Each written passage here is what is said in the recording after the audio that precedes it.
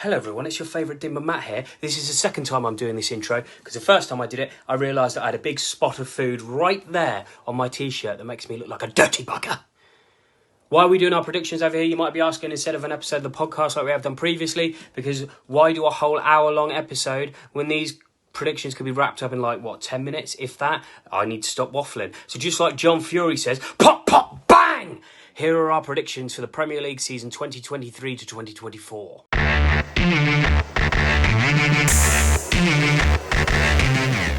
So, transfer of the season. Who do I think transfer of the season is going to be? Christopher Nkunku to Chelsea. I think it's very difficult to make Chelsea worse. They've now got Poch, who likes to play attacking football. I think it will feed into Christopher Nkunku's game, and I think he's going to be one to watch this season. Let's get the easy one out of the way first then.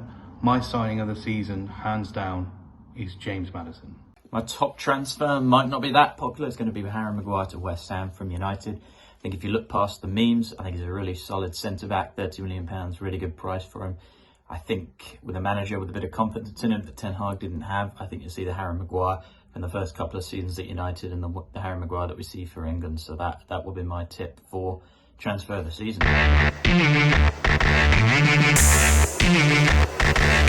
My flop transfer of the season, Onana to Manchester United.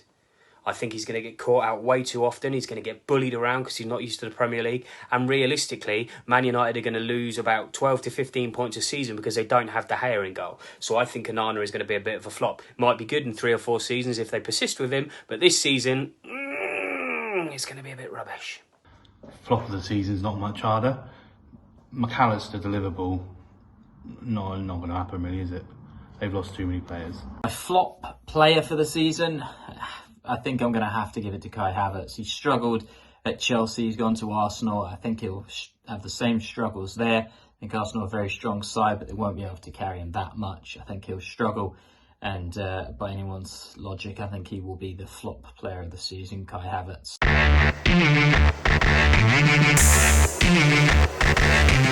Unsurprisingly, based on who my flop player of the season was going to be, I think my flop team of the season is going to be Manchester United. Why do I think that? Unproven goalkeeper. I don't think he's going to be anywhere near as good as De Gea, and he's lost 12 to 15 points a season just from not being De Gea.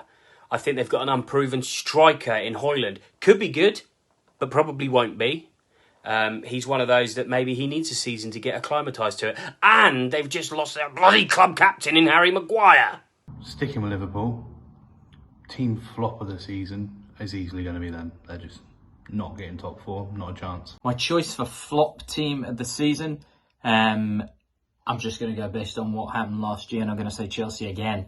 I don't think they've really strengthened that much. I think there's a bit going off the pitch as well. I think they'll struggle to stay on track. I think they could be another big disappointment this season, finishing outside the top 4, top 6. I think anything outside there would be considered a flop. They'd be my bet for the flop of the season, Chelsea.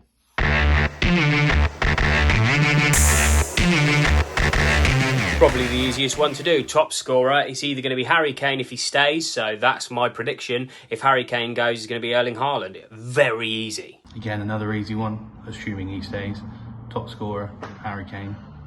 Haaland, easily a close second.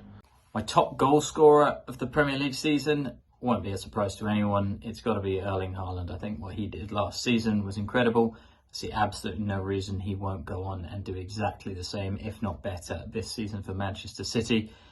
He will be well up there with 25, 30 goals plus in the Premier League this season. So, who's going to get Golden Glove? Onana. Only kidding, he's not even going to get 10 clean sheets. So, who do I think the Golden Glove is going to go to? Nick Pope at Newcastle. I don't think Newcastle will have that great a season. I think they'll have a lot of 0-0s or maybe 1-0 wins. But he's going to rack up those clean sheets so long as he doesn't get sent off for time wasting. And these new rules are going to play havoc with the way he time wastes. Golden Glove, let's go Edison. Just brought in Garvado, or however you say his name. Easily got the best 2 centre-backs in the league already, at the 3rd. Golden Glove for this season's Premier League. De Gea will obviously be a huge miss in the Premier League, winning it last season. I'm going to give the Golden Glove prediction this year to Aaron Ramsdale. think he'll have another really good season at Arsenal. I think with Declan Rice playing in front of him in defensive midfield, I think he'll have a really good season. I think he could steal the Golden Glove this season. Aaron Ramsdale for me.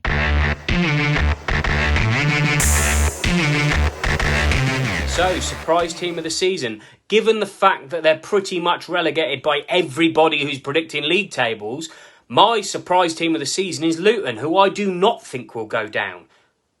Absolutely not. I think they'll finish 14th, maybe 15th. They'll be in and around it, but they will not go down. I love an underdog. So I think Luton Town will be the surprise team of the season because everyone's written them off. Don't kick a ball at Kenilworth Road. We're already down, lads. You won't be hearing that from me. Biggest surprise team of the season, I think probably Aston Villa. Yuri Tielemans on a free. Yeah, I think they'll smash it. My surprise for the season might not be a massive surprise to everyone because it's exactly what happened last season. But I think Brighton will retain their top 6 spot, which I think will surprise a lot of people. I thought they looked incredible last season. I think they'll do just as well this season. I can see them beating off the likes of Spurs and Chelsea to keep their number 6 spot. So not a surprise to everyone, but for me, I think Brighton maintaining their 6th place finish.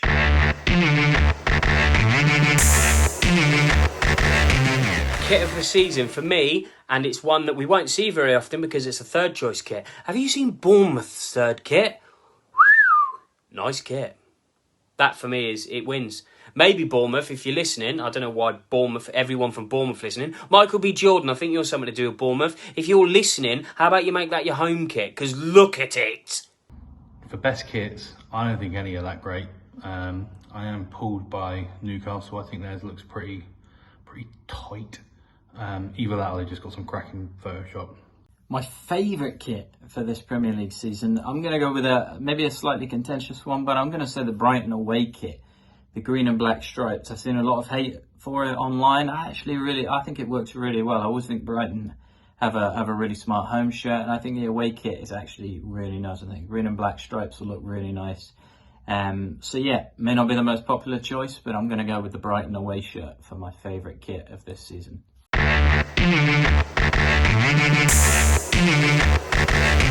They've only gone and completed a hat-trick. Flop player of the season, Manchester United. Flop team of the season, Manchester United. Worst kit of the season, Manchester United and that away shirt. What is going on with that?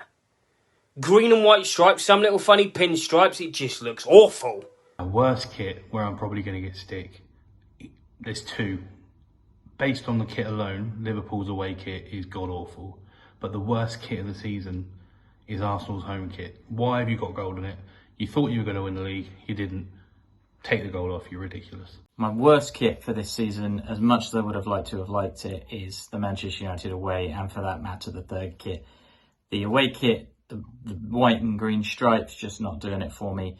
And the third kit looks like a rejected Liverpool kit.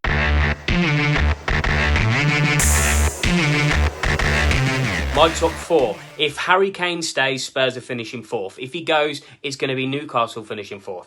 But I think he's going to stay, so I'll go with Spurs in 4th. In 3rd, it's a toss-up between Chelsea and Liverpool. However, I think Chelsea have got a bigger gap to make up, so I think Liverpool, who will come out the gates flying, don't be surprised if they get the first 10 to 15 games unbeaten, and then they'll fall away. I think Liverpool will finish 3rd. In 2nd, much like they did last season, Arsenal will be top at Christmas, maybe the end of January, and then the Champions League, the FA Cup, the Carabao Cup. It'll all catch up with them. They didn't have that last season, they fell away, so if they've got that this season, they're going to fall away. And at the top is a Manchester team, but it's not going to be Manchester United, because if Manchester United finish in the top 8, it's a good season. Man City are going to win the league. I don't even know why that needs to be a prediction. If you're a bookmakers, pay out now.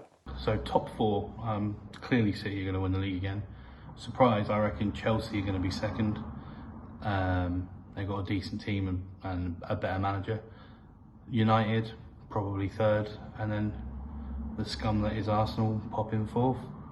My predictions for top 4, no huge surprises. I think Manchester City will definitely win the Premier League again this season. I think Arsenal will be right up there with them in 2nd.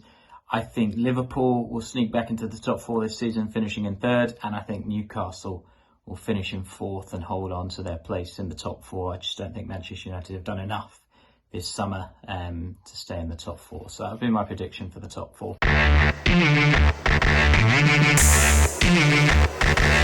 Bottom three, I think it's going to be a great relegation battle. I do not think the top four is going to be as interesting as the bottom, 6 or 7? In the relegation battle, you're going to have West Ham. I think they'll be fine. I think Everton will be in it, but I think they should be fine. Sheffield United will be gone by Christmas. No one's mentioning them. I don't even know who plays for them or who the manager is. Does Billy Sharp still play there? Who knows? I think Wolves, you don't change your manager a week out from the season and get Gary O'Neill in. Is it Gary O'Neill, the guy that was managing Bournemouth? Either way, you don't get him in if you're not predicting a relegation battle, because they obviously saw what you did at Bournemouth and it was a bloody miracle.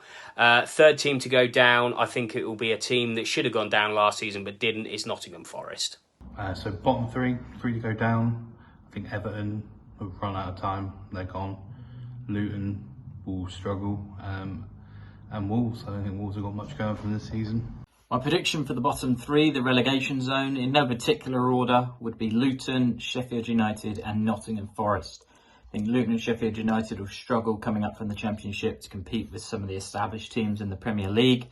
And Nottingham Forest barely stayed up last season. I think they'll struggle to stay up this season for that reason. I think they'll be down with Luton and Sheffield United. Those would be my three for relegation. So there you have our predictions for the Premier League season 2023 to 2024, and let me tell you something, most of them are probably wrong. Do not go placing bets based on our predictions, please. Be sure to subscribe to the Dimbers Show. We are a podcast where three morons talk about stuff that they don't really know much about. If you like the video, maybe hit the like button. Leave us a comment. What are your predictions for the 2022-2023 season? If you like your podcast, subscribe over here and you get the video. If you don't like the video, you don't like the look of my face, you don't like the look of Sam or Rick, maybe go over to Spotify and Apple and you can follow over there. Either way, consume all of the Dimbers and we will see you later on. Sick of the mundane, switch off your brain. Join Matt, Sam and Rick just to get a good kick out of you and